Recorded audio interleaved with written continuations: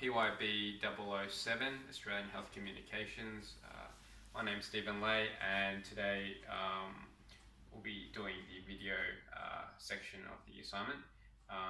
Today I've got my roommate with me, Rachel, and basically we'll be sort of just talking about her workplace profession and the different forms of communication she uses within her workplace. So Rachel, tell us a little bit about the job that you are doing. So I've been a medical receptionist for the past 2 years, and that just involves me answering phones and face-to-face communication with clients and liaisoning with doctors and nurses, replying to emails, and yeah, just everything to make sure it all runs smoothly. I know, so you say you're like a medical receptionist and stuff like that, but what sort of like, I suppose, field in terms of, because I know different medical receptionists have a different type of, I suppose, environment or situation, whereas, you know, you can get some, like if you work at like a, I don't know, general practitioner, it would be a little bit more calm, that type of thing, but not necessarily, but like I know in emergency hospitals and stuff like that, you can be a bit more volatile. Like what type of? Yep, so I'm placed in the emergency part of the hospital. Oh, yep. And yeah, as I said before, you know, like emergency hospitals and stuff like that, things change all the time. And, you know, I know for a fact that I've been in emergency and, you know, people tend to get frustrated sometimes, and unfortunately they, you know, lash out on, you know, the staff, which is really unfortunate, but sometimes it happens. You know, how do you use, I don't know, effective communication in that type of situation, if that ever happens? Yeah, so in emergency we definitely get some hostile clients come in.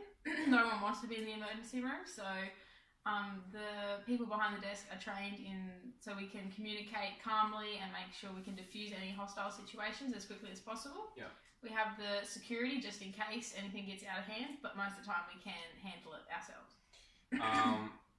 Like, because I'm trying to, you know, sort of get my undergrad degree and become like an optometrist later on in life.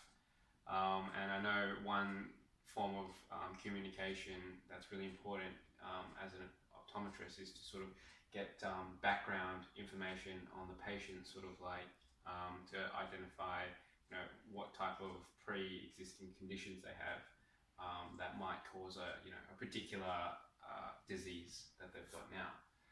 Is that something like that you also do in your workplace as well, or is it? Definitely, yeah. As a medical receptionist, it's important that we can get the right information out of the client and what they're looking for out of the doctor, what they need, so they get the paperwork, and we have to make sure that they understand what they need to fill out, they can fill it out correctly. Yeah. And then we hand that on to the doctor and make sure that they understand and make sure that everyone knows what they have to do.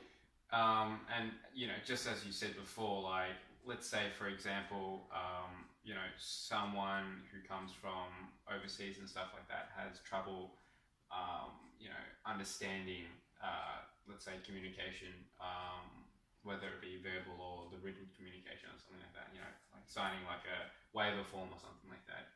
How would you sort of go about, like, fixing that particular problem or situation? Yep, so if their first language isn't English, it's always a little bit more difficult, but you just got to make sure that you use simpler words and maybe point at the words on the form. Yeah. And circle what they need to fill out, and just make sure, you have to make sure that they understand what they need to fill out. Yeah, just in case, like, because I suppose it's a legal requirement. Yeah. As well.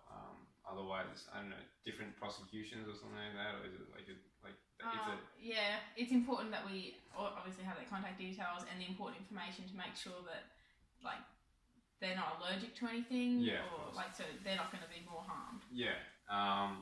And I suppose my next question would probably be, you know, I know that, like, as a medical receptionist, there's different departments in, especially in, you know, hospitals and stuff like that, public hospitals.